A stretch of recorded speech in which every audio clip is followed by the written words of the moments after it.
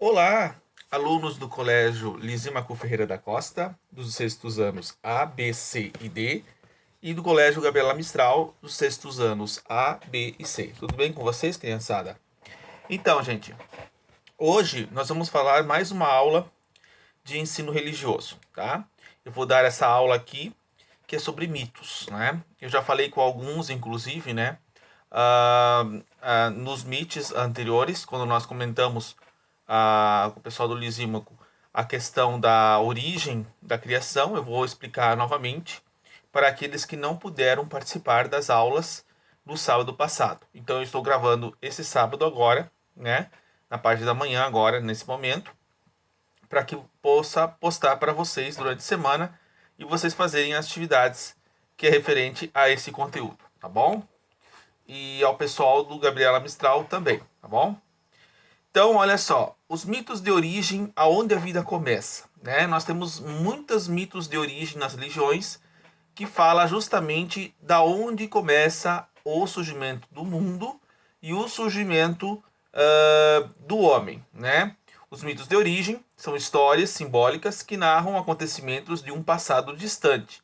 Eles dão sentido à vida no presente, pois explicam como o mundo e todos os seres passam a existir. Então, a maior parte das pessoas, né, a maior parte dos mitos, fala que a origem do mundo se dá através ou da explosão pela ciência ou através da geração de um ovo, né? Então, aquela ideia de que o ovo, né, que tem aquela história, o que surgiu primeiro, o ovo, a galinha, né? Isso tanto a religião quanto a ciência hoje fala que é o ovo, né? Porque tudo nasce, o ovo simboliza a vida, né? Como na Páscoa, né? A Páscoa tem o símbolo do ovo porque o ovo é o símbolo da vida. O mito se relaciona com a vida social, a religiosidade, o modo de pensar de cada povo. Eles expressam maneiras diferentes de compreender o surgimento do universo, da vida, da humanidade e do planeta onde vivemos. Então, cada cultura vai falar de uma maneira diferente como o mundo surgiu, né? Os mitos fazem parte da cultura e da religião de todos os povos. Desde os tempos mais remotos, eles são certamente os primeiros recursos de linguagem simbólica utilizada pelos seres humanos com o propósito de explicar a realidade. Trata-se de uma linguagem poética, intuitiva, que vai além da lógica racional. Os mitos de origem são uma tentativa de explicar, por meio de narrativas, o surgimento das coisas, tá? Então você explica o surgimento das coisas a partir da origem, né, destes mitos. Os mitos são narrativas de origem do mundo, os homens e as coisas por meio de relações entre deuses e sobrenaturais, cujo aconteceu com o mundo foi formado o princípio, né? Onde que tudo começou, né? Então eles vão explicar as primeiras formas de explicações de como tudo começou veio de fato dos mitos, né? O mito é com frequência a narrativa do tempo, onde tudo foi criado e sempre é objeto de crença. Exemplo, no Gênesis, né, nós temos aquela ideia de que Deus criou o homem e a mulher e colocou eles num paraíso, né? No jardim do Éden, lá onde Adão e Eva pecaram, comeram o fruto proibido e foram expulsos do paraíso, né? Tem toda uma explicação simbólica sobre essa história, tá? A cosmovisão, né, que se vê na questão do homem procurar nas estrelas, na natureza, a explicação das coisas. Os indígenas e os africanos também têm uma diferença em relação ao pensamento de mitos, né? O mito também é uma narração que explica fatos da realidade, fenômenos da natureza, e são bastante simbólicos. Suas histórias são carregadas de metáforas. Neles aparecem deuses, seres sobrenaturais, heroínas, heróis. O mito nos fornece mensagens profundas sobre nossa própria experiência humana. As histórias contadas pelas religiões, tenham sido elas escritas ou não, são consideradas mitos religiosos para os pequenos pesquisadores de religiões. Então, as religiões, no começo, elas não tinham livros, como a Bíblia, por exemplo. A Bíblia era toda falada oralmente, né? Ela era transmitida de geração em geração pela fala. Só depois é que eles começaram a reescrevê-la em papel. Porque até então, no começo, as pessoas sabiam as histórias, né? Sabiam das leis de Moisés lá pela fala. Depois é que passaram a passar a parte escrita, né? Aí nós temos as lendas, que também é um tipo de mito. São narrativas que misturam fatos, lugares reais e histórias com acontecimentos que são frutos da fantasia. Eles procuram dar explicações para acontecimentos misteriosos, sobrenaturais. Um exemplo aqui no Brasil, nós temos as lendas do Boitatá, da mula sem cabeça, do Saci Pererê, né, da Cuca, e todos esses mitos aí que nós temos aí, a lenda do Boto, né, que é uma explicação de uma pessoa engravida do boto, que é um animal que sai das águas amazonas, né, e seduz as índias na época, né? A Índia engravida, a sedução desse homem muito bonito, e ao amanhecer, este homem, ele de fato volta a se tornar um peixe, né? Então ele só se torna homem à noite, e durante o dia ele volta a ser um peixe no lago, né? E quando a Índia tem um filho, basicamente não é uma criança que nasce, e sim nasce um peixe, né? Então aí nós temos, por exemplo, o caso aí de pessoas que não conseguem ter filhos, né? Que tem problema de perder a criança. Então tudo isso mostra que, de fato, é uma explicação deste mito, né? Outro exemplo é o boitatá, né, que diz que muitos podem ser uma cobra de fogo, uma cobra que gosta de fogo, e outros que dizem que são bolas de fogo, né? Se você vê um animal, digamos, no entardecer, morto, à beira de um brejo, né? Todo animal que morre, todos nós que morremos, né? A gente libera gases dentro do nosso corpo, né? Vocês podem, um dia que vocês forem, né, visitar um velório, de ficar no começo ao fim, vocês vão ver que a barriga do morto, ela aumenta. Por quê? Porque os gases, né, estão sendo liberados dentro do organismo, né, que é orgânico, né? Então isso tudo é um processo natural, tá? Que ocorre, digamos, ao ar livre, né? Então, de fato, né, essa explicação, né, dessa fumaça que sai desse animal é a explicação do chamado bolas de fogo, que é o chamado boitatá, né? Que as pessoas diziam que era boitatá. Então, de fato, você tem, por exemplo, né, explicações dessas lendas que são colocadas aí dentro de um contexto, né? Por exemplo, as fábulas, né, que nós temos é uma narrativa também de tradição do ensinamento moral, cujos personagens são animais adotados de qualidades humanas. Por exemplo, o Chapeuzinho Vermelho, né, que se esconde dentro da floresta do lobo mau. Quem é o lobo mau? O lobo mau é o estranho, né? É a pessoa que você, quando sai da escola ou vai para algum lugar sem os seus pais, aquela ideia de que você nunca deve conversar com pessoas estranhas, né? É o homem mau, né? Aquela pessoa que pode abusar de você. Então, este é o lobo, né? Este é o verdadeiro lobisomem, né? Aquela pessoa que pode, digamos, prejudicar nós, né?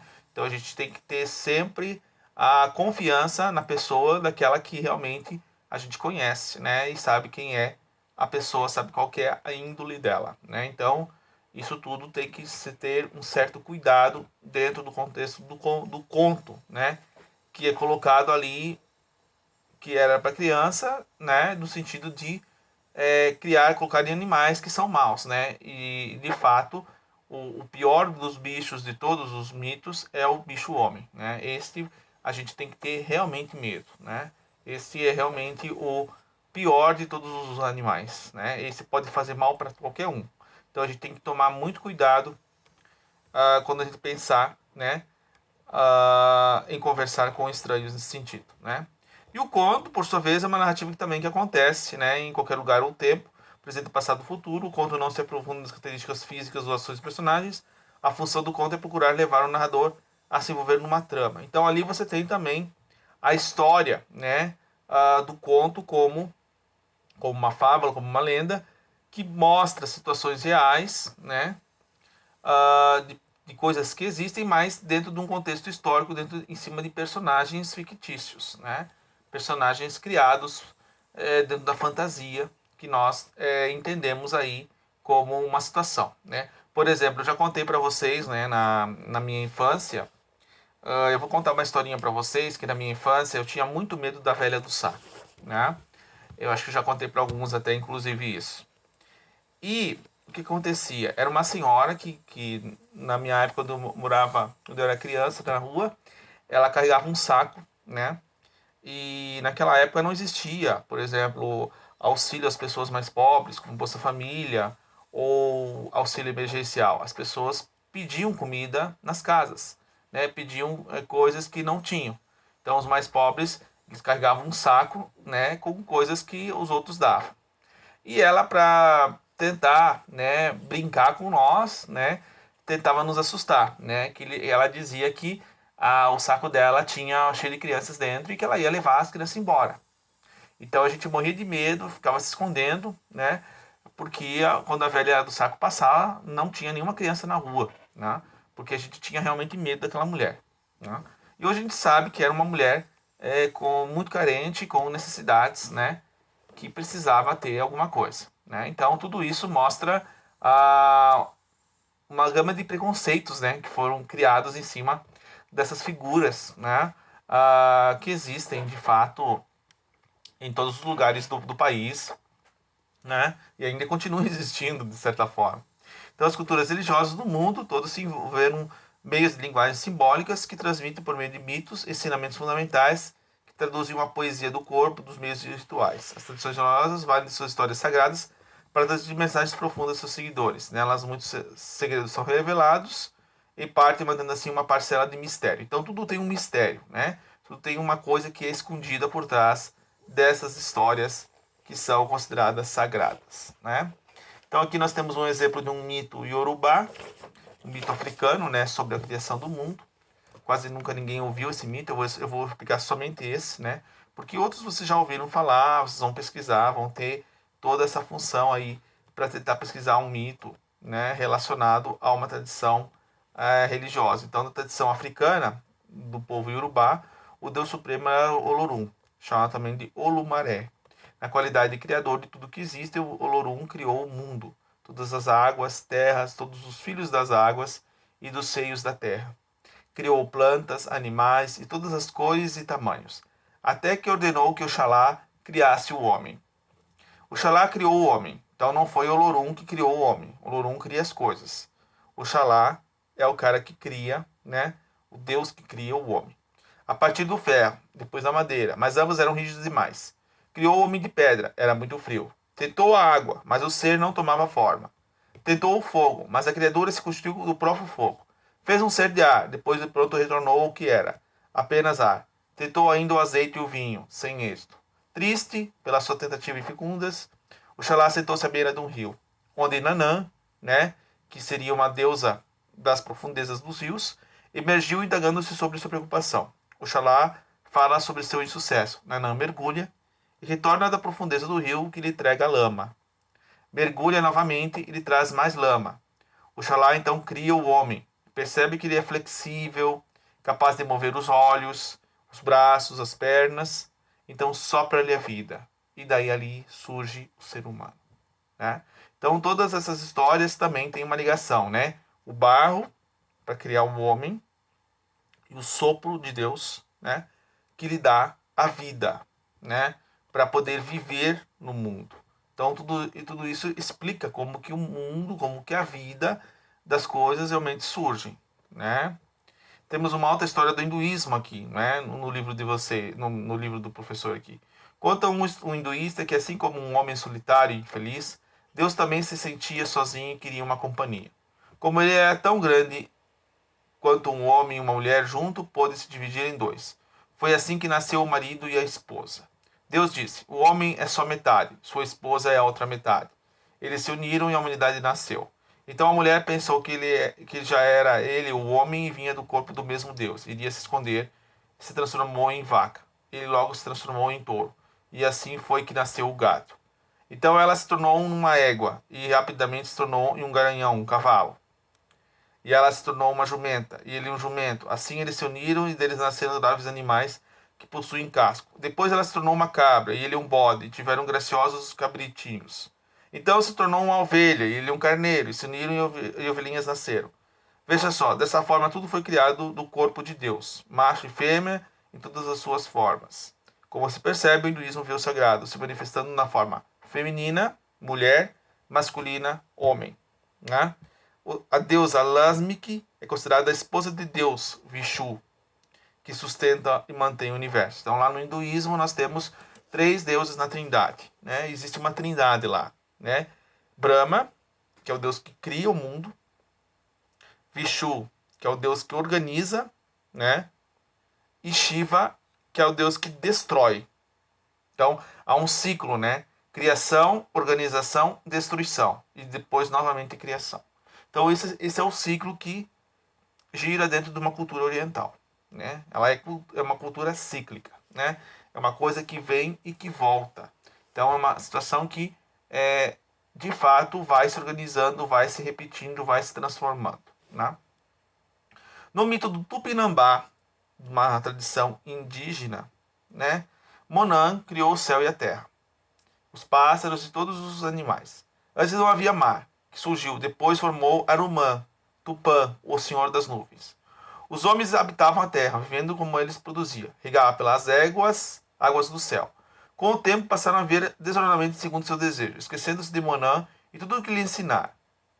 Nesse tempo, Monan vivia entre eles e o que tinha com filhos. No entanto, Monan, vendo a ingratidão e a maldade dos homens, apesar do seu amor, o abandonou, e a terra também. Depois lhe mandou o Tatá, o fogo, que lhe queimou e destruiu tudo.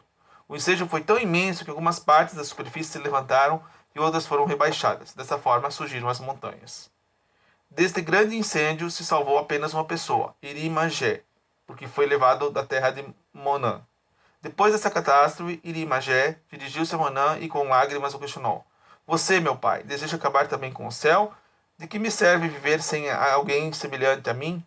Monan, cheio de compaixão e arrependido do que fez por causa da maldade dos homens, mandou uma forte chuva e começou a apagar o incêndio. Como as águas não tinham mais para onde correr, foram represadas, formando um grande lago, chamado Paraná, que hoje é o mar. Né? Então, a história do surgimento do nosso estado, né? Do grande rio, né? Que na verdade a palavra Paraná significa Rio Grande, né? Então, de fato, a história dos indígenas também fala da maldade dos homens, da destruição, né? Tudo isso mostra que eles têm uma certa explicação das coisas, né? Então, qual que é a atividade que eu vou cobrar para vocês dentro desse contexto, deste mito, dessas mitologias, dessas lendas e desses contos? Vocês vão fazer uma atividade de marca X, tá? Em que vocês vão identificar o que é um conto, o que é uma fábula, o que é um mito, que já está lá explicado no texto, certo? E também vocês vão tentar criar uma história, tá? Uma lenda, usando as lendas que vocês já conhecem. Lobisomem, Boitatá, Saci Pererê, né? Criar uma lenda. Tem uma lenda em casa, uma historinha de um livro, vocês vão readaptar com as suas próprias histórias, com as suas próprias palavras. Bem fácil, não é tão difícil não. Você recria, né? Um mito, cria uma situação, né?